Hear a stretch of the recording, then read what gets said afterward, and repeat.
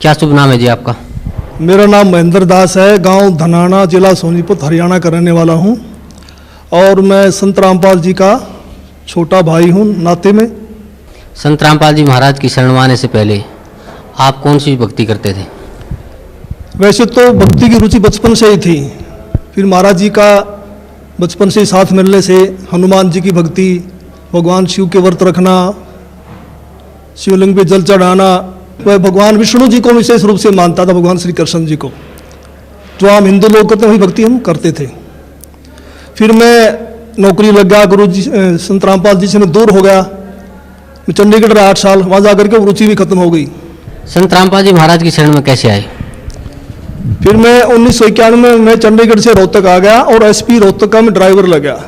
मेरी police department में नौकरी थी और महाराज जी पहले सिरसा वगैरह में पोस्टेड थे, जूनियर इंजीनियर की, और गुरुजी फिर रोहतक में पोस्टेड हो गए। रोहतक में पोस्टेड हो गए गुरुजी, और फिर मिलना जुलना शुरू हो गया। और गुरुजी लंच टाइम में मेरे पास रोजाना आते थे, लगभग 4 महीने लगातार आए और सत्संग की, भक्ति की बातें बताने लगे कि भक्ति करनी चाहिए, भक्ति से दुख दूर होते हैं, सुख मिलता है, मोक्ष मिलता है। लेकिन मेरी रुचि विशेष नहीं थी और मैं महाराज जी को मना भी नहीं कर सकता था कि मेरे पास क्यों आए हो, कि बड़े भाई साहब थे। तो मैं अंदर से दुखी बहुत था कि रात को ड्यूटी करते हैं, दिन में ये आगे बैठ जाते हैं। लेकिन एक दिन मैंने कह ही दिया कि भक्ति में कुछ नहीं रखा, काम करो और बच्चों का पालन पोषण करो, इससे बड़ी कोई भक्ति नहीं है। फिर गुरु जी ने धीरे धीरे आना बंद कर दिया। फिर मेरे जीवन में एक ऐसी घटना घटी, 1992 की बात है, कि मैं एक DIG को लेकर के मधुबन गया हुआ था, पुलिस ट्रेनिंग सेंटर के अंदर। रात को वहाँ ठहरे, मैं सुबह सोकर उठा तो मैंने देखा, मैं चारपाई पर लेटा हुआ, मेरी आंखें खुल गई। तो लेटे लेटे मैं क्या देख रहा हूँ कि मेरे पैरों की तरफ उस मकान यानी कमरे में 2 खिड़कियाँ थी। एक खिड़की में महाराज जी कम से कम 8-10 फीट ऊपर आसमान में बैठे हैं। वो सीन मुझे आज तक याद है। काले रंग के चश्मे लगा रखे थे, लाइनिंग वाला शर्ट, काली पैंट, और ऐसे बैठे हैं जैसे पद्मासन होता है, हाथ जोड़कर। तो संत रामपाल जी की तरफ 2 पैर दिखाई दे रहे हैं, घुटने से नीचे बिल्कुल लाल रंग के, जैसे सूर्य सुबह निकलता है। तो मैं देख कर डर गया। मैंने अपनी घड़ी देखी, द्वार पे एक घड़ी लगी हुई थी, उसको देखा भी 7 बज गए हैं। दूसरी खिड़की से देखा तो शहतूत का पेड़ है, चिड़िया बैठी हैं। लेकिन मैं ये सीन क्या देख रहा हूँ, कम से कम 5 मिनट मैंने सीन को देखा। तो मैं डर गया कि मैंने समझा कि भाई कहीं गुरुजी मर गए हैं, उनकी आत्मा मुझे मिलने के लिए आ रही है। उस समय फ़ोन भी नहीं थे, मैं DIG को बोल भी नहीं सकता था कि मेरा भाई मर गए हैं। तो मैं बहुत चिंतित हो गया। हम 1 बजे मधुबन से रोहतक के लिए चले, हम लगभग 3 बजे वहाँ पहुँच गए। मैं गाड़ी खड़ी करके सीधा मकान पे गया, गुरुजी के मकान के ऊपर। तो जाके मैंने देखा गुरुजी ठीक ठाक मिले, मन में शांति हुई। तो गुरुजी ने पूछा भी कैसे आना हुआ आज दिन में, कैसे टाइम मिल गया। तो मैंने घटना के बारे में बताया। मैंने कहा जी मैंने तो ऐसे ऐसे एक घटना देखी सुबह सुबह, मैं डर गया कहीं आप मर ना गए हो। तो महाराज जी ने कहा कि मेरे स्वरूप में कबीर परमेश्वर आए थे और अब आपको भक्ति मिल जाएगी। तो मैंने कहा जी मैं तो ड्रिंक्स वगैरह कर लेता हूँ, वो छूटती नहीं, भक्ति कैसे करूँगा। तो गुरु जी ने कहा जा आज के बाद नहीं पिएगा।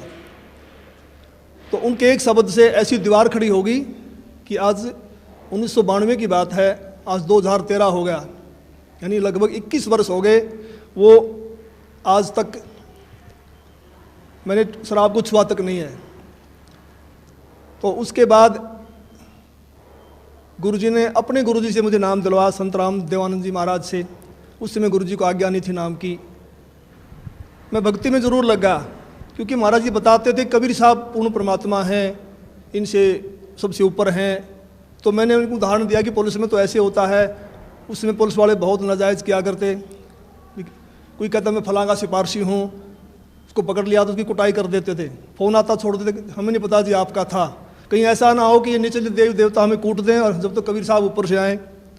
लेकिन मैं लगा जरूर रहा, लेकिन विशेष विश्वास नहीं था भी कबीर साहब पूर्ण परमात्मा है। तो महाराज जी ने कहा कि आप ये नाम जपते रहो, इन नाम से आपका विश्वास हो जाएगा। तो फिर 1994 में गुरु जी को आज्ञा होगी नाम की। फिर महाराज जी ने दोबारा से हमारे को नाम दिए, फिर सार नाम दिया। मैं भक्ति में लगा रहा, लेकिन कबीर साहब के बारे में मैं पूछता था कि वेदों में दिखाओ, गीता जी में दिखाओ, तो महाराज जी कहते समय आने तो सब कुछ दिखाऊंगा मैं, अब ये करते रहो। तो फिर ऐसी घटना घटी कि एक दिन मैं सोया हुआ था और मेरी आत्मा निकल के ऊपर ब्रह्मांड में चली गई, बहुत ऊंचाई पर। वहाँ विष्णु भगवान खड़े हैं श्री कृष्ण जी के रूप में, उनके सिर पर ऐसे मोर का चंदा है, मोर मुकुट है, और मेरे से कह रहे हैं कि जिस भक्ति पे आप लगे हो ये भक्ति बड़ी कठिन है, ये मार्ग बड़ा कठिन है, अगर इतना आसान होता तो सभी यहाँ से निकल जाते। और एक बात का ख्याल रखना, मेरे भक्तों को मत तोड़ना। जैसे मेरी आत्मा, मेरा सूक्ष्म शरीर मेरे शरीर में आया तो मेरी आँख खोली तो मेरा सारा शरीर पसीने से भीगा हुआ था, और मैं बिल्कुल सर्दी का महीना था, मैंने कपड़े चेंज किए पसीना पोंछकर, और मैं सुबह उठ करके अपनी ड्यूटी पे आया तो महाराज जी से मुलाकात हुई। मैंने महाराज जी को बताया कि ऐसे ऐसे घटना घटी रात को। तो महाराज जी ने कहा कि आपको विश्वास नहीं हो रहा था कबीर साहब के बारे में, और आप कृष्ण जी को ज़्यादा मानते थे, इसीलिए कृष्ण जी के मुख से ही आपसे कहलवा दिया गया है कि ऊपर और शक्ति है और रास्ता है। तो उस दिन के बाद मैंने पीछे मुड़ के नहीं देखा, और फिर मैं सही ढंग से भक्ति करने लगा। सर, संत रामपाल जी महाराज से नाम उपदेश लेने के बाद आपको क्या क्या लाभ हुआ? पहले मैं सांसारिक लाभ बताऊंगा आपको, खासकर शरीर के लिए। जब मैंने गुरु जी को गुरु धारण कर लिया और मैं भक्ति करने लगा, लगभग 1999 की बात है, उस समय मेरी आयु 41 वर्ष थी, 41 ईयर, और अब मेरी 55 साल की हो चुकी है, 55 ईयर्स ओल्ड।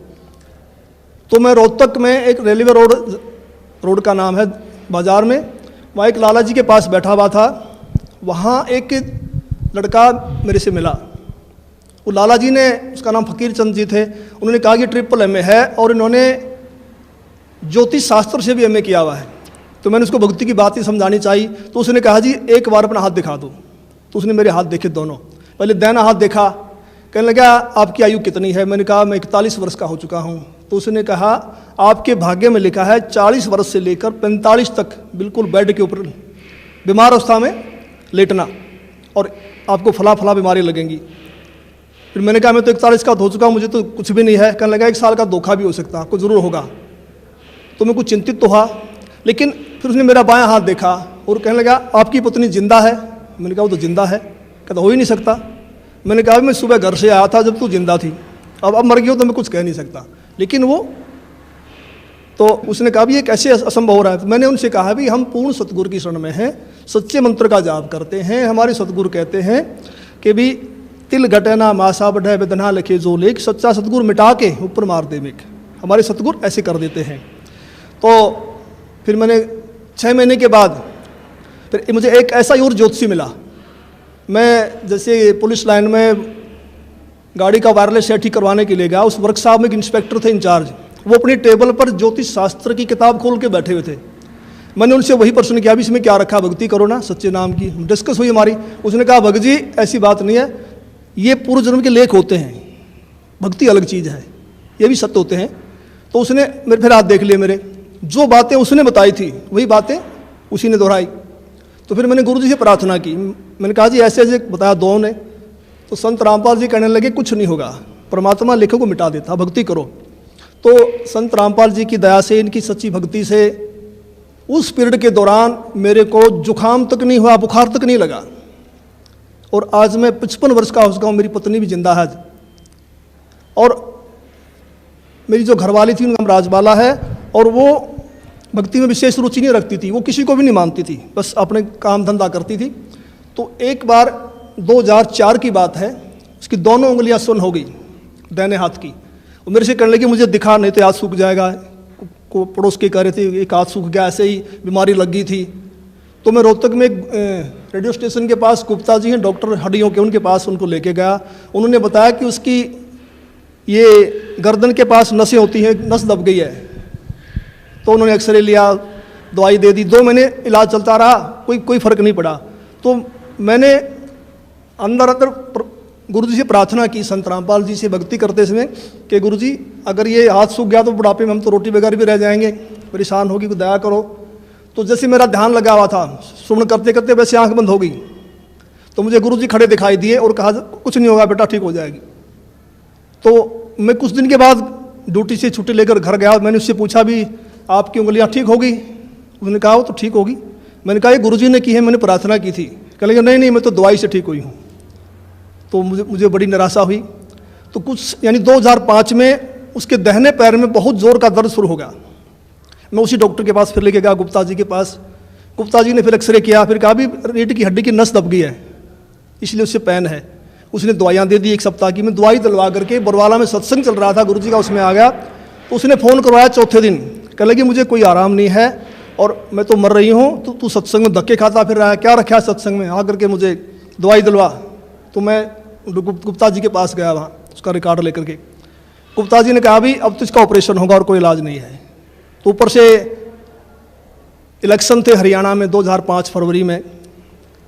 तो मैंने कहा जी 1 सप्ताह इलेक्शन का, हमें छुट्टी नहीं मिलेगी, आप ऐसा कर दो, ऐसे इंजेक्शन लिख दो, कितने ही महंगे हैं, जो 10 दिन निकाल दें, फिर मैं ऑपरेशन करा लूँगा। तो उन्होंने इंजेक्शन लिख दिया। मैं दवाई लेकर के पुलिस लाइन में जाके अपने बॉक्स में रख दिए।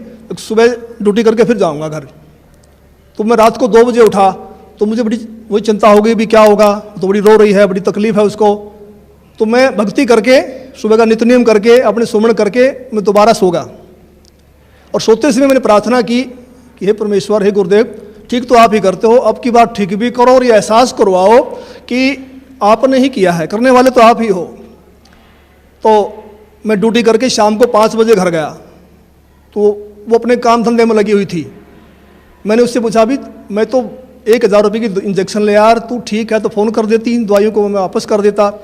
तो उसने कहा मैं तो ठीक होगी। मैं कैसे हुई? कहने लगी मैं सारी रात रोती रही, 3 बज गए, मैं दीवार के ऐसे कमर लगा के रो रही थी। तो मुझे गुरुजी दिखाई दिए, मेरी आंख बंद हुई कुछ सेकंड के लिए। तो गुरुजी ने ऐसे हाथ किया, ठीक हो जाएगी बेटी, कोई बात नहीं। कहता उसी समय मेरा रोग बिल्कुल ख़त्म हो गया। तो फिर मैंने कहा आप तो भक्ति करेगी ना? कहने लगी हाँ अब करूँगी। तो आज तक उसको दर्द दोबारा नहीं हुआ है। और अनेक गुरुजी ने हमें सुख दिए। सबसे बड़ा तो मानसिक सुख होता है, मानसिक शांति, वो हमारे को संपूर्ण रूप से मिली हुई है। एक दिन संत रामपाल जी करनाल के अंदर एक भगत के घर गए हुए थे। सतगुरु जी ने 3.5 घंटे के लगभग सत्संग किया। जब चलने लगे तो एक औरत ने, जो काफ़ी बुजुर्ग थी, कोई 65 साल के करीब उनकी उम्र रही होगी, उन्होंने कहा कि जी मैं आपसे कुछ बात करना चाहती हूँ। तो गुरुजी ने कहा ठीक है पूछो। तो उसने कहा जी आपने जैसे सत्संग समाप्त किया तो आपके ऊपर से कमल के फूल पर बैठा हुआ सफ़ेद परमात्मा निकल के गया है, मानव सदृश, और मैं कमल की पंखड़ी को बहुत दूर तक देखते रही ऐसे। तो संत रामपाल जी ने कहा फिर आपकी क्या सलाह है नाम लेने की? तो उसने कहा मैंने तो गुरु बनाया हुआ है राधा स्वामी व्यास से, और मैं तो मंदिरों में भी जाती हूँ, देवताओं की पूजा भी करती हूँ। तो महाराज जी ने कहा देखो उनके फूटे भाग, ये सच्चाई को देखकर भी नहीं मान रही हैं। तो फिर हम चल पड़े। उस समय गुरु जी के पास सुमो गाड़ी होती थी, हम दिल्ली साइड में जा रहे थे। मैंने महाराज जी से प्रश्न किया कि महाराज जी परमात्मा का भी अजीब खेल है, जो ढूंढ रहे हैं उनको दर्शन नहीं दे रहे, और जिनको दर्शन दे दिए, जो इनको प्रकट होके बता गए, वे इसको मान नहीं रहे कि परमात्मा की क्या लीला है। तो महाराज जी ने कहा ये बुद्धि से परे का विषय है और इसको आप नहीं समझ पाएंगे। फिर मैंने कहा जी बताओ, दया करो। तो संत रामपाल जी ने बताया कि ये औरत 600 वर्ष पहले जब कबीर परमेश्वर आए थे उनकी शिष्या थी। इन्होंने लगभग 5-6 महीने भक्ति की, फिर इन्होंने नाम छोड़ दिए। उसी प्रथम मंत्र के प्रभाव से इसको मानवश्री मिलते आ रहे हैं, भक्ति में रुचि है। अब ये समझ रही है कि जो मेरे को छोटा मोटा लाभ मिल रहा है ये देव देवता या मेरा पुराना गुरु दे रहा है, जो उन्होंने बनाया हुआ है, तो डर के मारे नहीं छोड़ना पा रही। तो मैंने फिर प्रश्न किया कि महाराज जी मैंने तो ये पूछा है कि इनको दर्शन क्यों दिए? तो गुरु जी ने कहा, संत रामपाल जी बोले कि परमात्मा किसी की उधार नहीं रखता, ये कल को मरेगी, नरक में जाएगी, वहाँ उसको बड़ा कष्ट होगा। जब आत्मा रोती है तो परमात्मा को आना पड़ता है, मन के नहीं सुनता परमात्मा। तो फिर ये आत्मा वहाँ सवाल करती है कि जी आपकी भक्ति का हमें ज्ञान नहीं था, हमने भक्ति तो बहुत की। तो वहाँ परमात्मा ये सीनरी दिखाएंगे, ये सारी फिल्म दिखाएंगे कि 3-3.5 घंटे मैंने सत्संग सुनाया, आप क्या भक्ति कर रहे हो, इसका क्या लाभ है, मेरी भक्ति क्या है, और जाते समय दर्शन दे दिए। तो परमात्मा ने अपने सिर से भार उतार दिया, पर ये आत्मा बोल नहीं पाएगी, चुप हो जाएगी। तो मेरा भगत समाज से यही बार बार निवेदन है कि ऐसा मौका बार बार नहीं आता, तो संत रामपाल जी की शरण में आकर के अपना आत्म कल्याण